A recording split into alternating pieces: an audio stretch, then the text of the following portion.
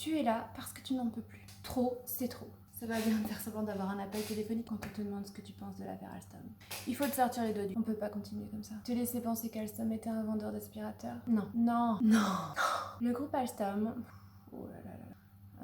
T'expliquer ça en juste 30 secondes, ça va être chaud. Bon, first, les équipements et les services de production d'énergie, comme les centrales électriques, les centrales nucléaires, les centrales thermiques, les turbines à vent dans les éoliennes, les chaudières et la maintenance des équipements. 2. Les équipements de transport pour les voies ferroviaires. Donc les trains, les tramways, les métros, les locomotives, ça existe encore. Et c'est aussi la signalisation et l'entretien des voies ferroviaires. 3. Les équipements de transport et de distribution de l'électricité. Une fois que l'électricité est produite, il faut bien l'acheminer jusque chez toi. 4. Une branche de défense et d'armement. Alors, Alstom avant l'immense OPA menée par General Electric, sujet de la vidéo pour t'expliquer, c'était 93 000 collaborateurs. Partout dans le monde. Le groupe est présent dans quasiment 100 pays, sur tous les continents du monde. Bon, tu commences à voir que le truc était assez énorme, ce qu'on appelle un fleuron, c'est-à-dire une de nos grosses industries françaises, qui existe depuis au moins ça. C'était aussi la sœur jumelle d'Alcatel, mais les deux ont préféré se séparer en 1998. Alstom a même pris une grosse participation dans les chantiers de l'Atlantique à Saint-Nazaire. Donc cette boîte qui détient évidemment des brevets uniques au monde grâce au savoir-faire qu'il a développé pendant des décennies. C'était les seuls à fabriquer des turbines d'une aussi bonne qualité. Dixit les Allemands, c'est eux qui le disent. Et ce fleuron de l'industrie française assurait pour nous notre indépendance énergétique. Puisqu'Alstom est français, équipe les centrales nucléaires et transporte votre électricité jusque chez vous, nous ne sommes pas dépendants d'une entreprise étrangère pour notre énergie. Ce qui est très important et qui assure notre souveraineté. Entre EDF, Areva et Alstom, nous sommes en autonomie énergétique. Nous n'avons ni besoin d'importer, ni de faire appel à une société étrangère pour distribuer notre énergie. Et ça, quand tu allumes ton interrupteur, ça fait la différence. Alstom était 100% franco-français, avec une participation à hauteur de 20% de Bouygues BTP. L'État a même eu une participation non négligeable dans la société juste après la crise de 2008 et des subprimes, qui a mis Alstom dans une mauvaise passe. L'État a donc décidé d'injecter beaucoup de liquidités en rentrant dans l'actionnariat de la société. Seulement 2 ans plus tard, l'Union européenne oblige l'État français à sortir de l'actionnariat. Dommage. Non, je sens le militant capitaliste en toi qui se dit que ouais, la liberté d'entreprendre, ça veut dire que le mec qui dirige Alstom, eh ben il peut vendre à qui il veut, bordel. Sur le principe, tu n'as pas tort. Oui, ça ne me surprend pas que tu réfléchisses comme un connard, mais c'est parce que tu ne connais pas le contexte. Laisse-moi te raconter l'histoire.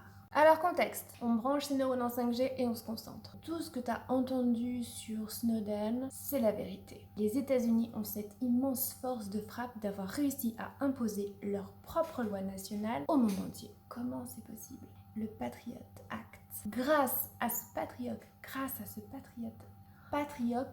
Act, c'est hyper dur à dire. Patriot Act. C'est la dernière fois que je le dis. Après les attentats du 11 septembre, les États-Unis partent en guerre contre le terrorisme. Oui, et pour ça, tous les moyens sont bons.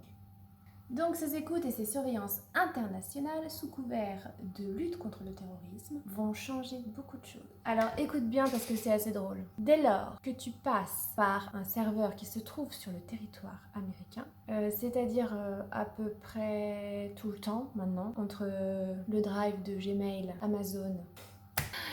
Je connais pas de cloud français. Enfin, les géants sont américains. Bref, tu passes tout le temps par un serveur américain. Dès que tu payes avec un système de paiement en ligne qui est souvent américain, voire même toujours américain, ou dès que tu utilises des dollars, alors là, tout le temps. Bon, tout le temps dans le commerce international, pas de secret. Eh bien, figure-toi que tu tombes sous la juridiction des États-Unis. Imagine qu'une société américaine passe un contrat avec une société brésilienne, ils s'envoient des mails avec Gmail, ils font leur petite sauce en interne, mais ils payent en euros. Du coup, ça voudrait dire que nous, l'Europe, on aurait le droit d'envoyer nos services juridiques, nos flics chez eux, les surveiller, leur demander des comptes, voire même leur donner des pénalités, c'est-à-dire des amendes, si jamais ils ne respectent pas nos lois. Avoue que c'est quand même un peu ouf. Non mais on marche sur la tête. Bref, pour eux, non, normal. Bon, toi tu te dis que c'est en théorie, mais dans les faits ça se passe pas comme ça.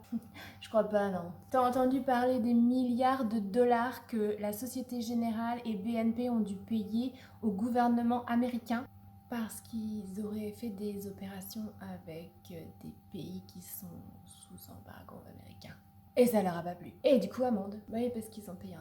Dès que les USA ont un soupçon de corruption ou de blanchiment d'argent pour n'importe quelle entreprise, n'importe où dans le monde, le FBI et le département de la justice américaine se mettent à enquêter. C'est-à-dire que eux, ils ont la NSA. Et puis tout un panel de méthodes pas très catholiques. Un peu borderline. J'en veux pour preuve l'excellent livre de Frédéric Petrucci, Le piège américain. Lui, c'est un grand cadre d'Alstom qui a passé presque 2 ans en prison aux États-Unis. Je vais vous expliquer pourquoi. Bon alors attention, la corruption c'est pas beau, on est d'accord. Mais les entreprises américaines, elles aussi elles la pratiquent. Les pots de vin, les bacs chiches, c'est pas les derniers non plus hein. Seulement bizarrement, le département de la justice américaine est moins regardante sur ces entreprises à elles. Et quand elles sont sanctionnées, les amendes sont significativement moins importantes. Le département qui s'occupe de ça s'appelle le FCPA. Traduction, c'est la lutte contre la corruption. Tu te calmes. Et le blanchiment d'argent. Allô, je dis corruption et il se barre.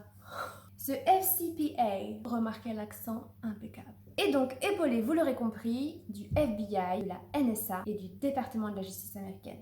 Autant dire une force de frappe quasi nucléaire.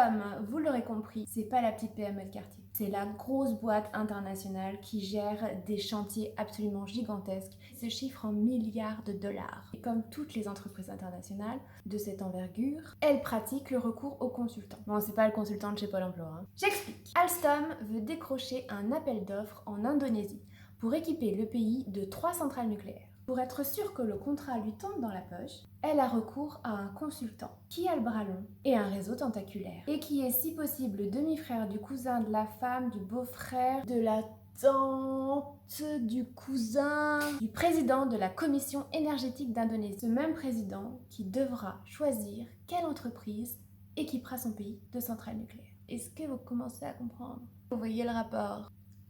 Ça peut vous donner un avantage certain. Ces consultants, usuellement, sont rémunérés à hauteur de 3% du montant global du contrat. Quand le contrat s'élève à 3 milliards de dollars, comme j'ai pu le voir dans le livre de Frédéric Petrucci, fais le calcul. Graisser la patte, offrir une jolie valise à quelqu'un, c'est pas non plus des jolies poignées là, puis un code à 3 chiffres, des molettes qui tournent. Notre petite Alstom est dans le viseur du département de la justice depuis déjà plusieurs années, avant l'affaire de cette fameuse OPA.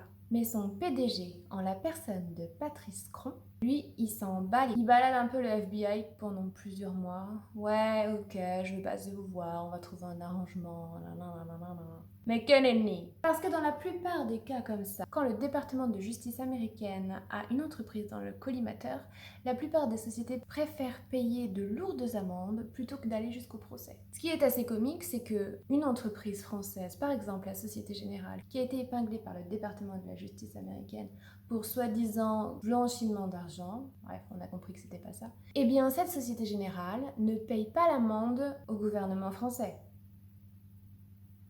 au trésor américain.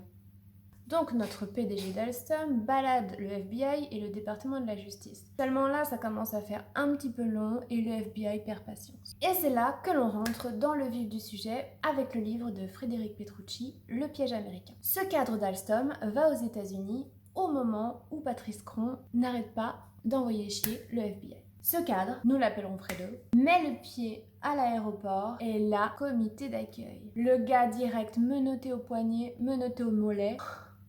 Non mais attends, mais même Ben Laden, on lui aurait pas fait ça. Le gars est emmené dans une prison de haute sécurité directe et il va y passer 14 mois pendant lesquels il n'aura pas été jugé et il devra négocier. Cette arrestation est bien sûr un joli petit message envoyé au PDG d'Alstom. Le département de la justice américaine veut lui signifier que s'il continue à jouer au malin comme ça, il risque de lui arriver la même chose. En d'autres termes, les Américains tiennent les petites baloches de cron. Pendant ce temps, on commence à nous annoncer qu'Alstom fait face à des difficultés financières et qu'il pense éventuellement vendre une partie de la société. Et la partie la plus importante, l'énergie. Évidemment, l'État français commence à mettre les mains dans le chaudron. On se souvient de Arnaud Montebourg qui monte au créneau assez rapidement pour essayer de trouver une solution. Seulement Arnaud, il sait pas tout. Ah non, le petit Patrick, il lui a caché des trucs. Notamment qu'en ce moment, il est en train de négocier avec General Electric, une entreprise américano-américaine. Comme c'est étrange, qui s'est rapproché du PDG d'Alstom, juste après que Fredo se soit fait emprisonner en prison de haute sécurité, donc menace à demi cachée, et que les États-Unis aient prononcé un montant absolument astronomique d'amende contre Alstom. Du jamais vu. Les mecs veulent faire un exemple. Donc Patrick, il a pas vraiment le choix. S'il veut ni se retrouver en tôle, ni déglinguer sa boîte avec une amende colossale, on lui fait plus ou moins comprendre qu'il va falloir qu'il cède Alstom à General Electric. Mais ça, le gouvernement français, il ne le sait pas. En façade, Alstom a des difficultés financières et il cherche une solution. Notre petit Arnaud met tout sur la table pour que, éventuellement, Mitsubishi et Siemens rachètent Alstom. Ah oui, mais Kron, il a pas du tout prévu ça. Et le vendredi soir, Kron annonce que le dimanche, General Electric et Alstom vont signer. Genre le délai de prévenance pour l'invitation un peu bof quand même. Et c'est là qu'on a vu notre bon vieux Arnaud Montebourg complètement excédé à l'Assemblée nationale. Le gouvernement n'accepte pas, et d'ailleurs aucun gouvernement de quelconque État dans le monde n'accepterait le fait accompli d'être informé un vendredi qu'un de ces fleurons nationaux qui vit de la commande publique avec 20 milliards de chiffre d'affaires et 95 000 salariés soit vendu le dimanche soir. Nous sommes prêts depuis le mois de février. Et depuis le mois de février, j'interroge M. Patrick Cron, président de cette entreprise qui est notre fleuron national. Et M. Patrick Cron, alors que je l'ai interrogé dûment, solennellement et sérieusement, m'a toujours dit qu'il n'avait aucun projet d'alliance. Est-ce que le ministre de l'économie doit aller installer un détecteur de mensonges dans son bureau pour les présidents du CAC 40 qui n'ont pas le civisme élémentaire d'avertir leur gouvernement? Je voudrais vous rappeler, monsieur le député, que Alstom fabrique les turbines des chaudières nucléaires de EDF.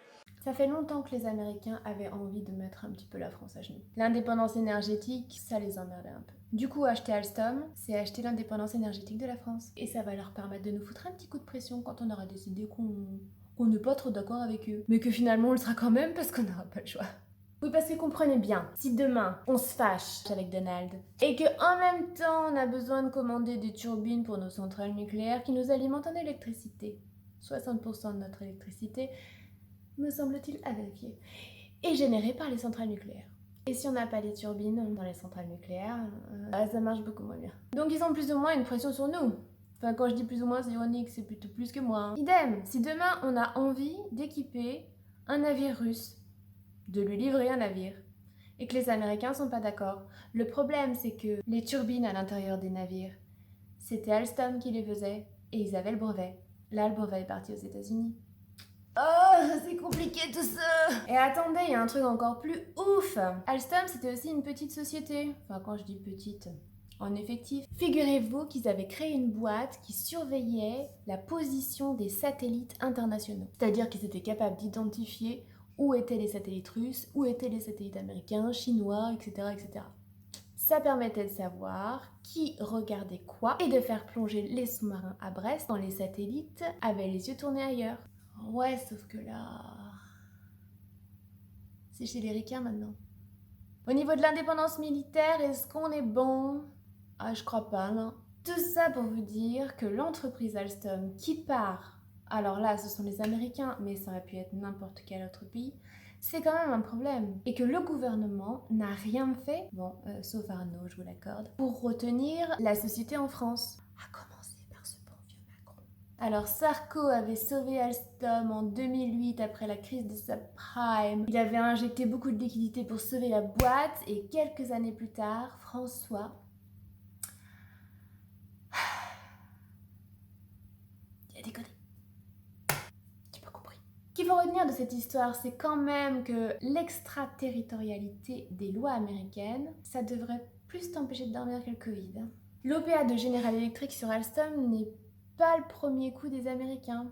Le gars qui a écrit ce livre, justement, il se penche un petit peu sur toutes les sociétés qui ont été épinglées par le département de justice américaine. Et ce qui est drôle, c'est que suite à ça, il y a beaucoup de boîtes qui ont été rachetées par des entreprises américaines. Non, mais ça doit être une coïncidence.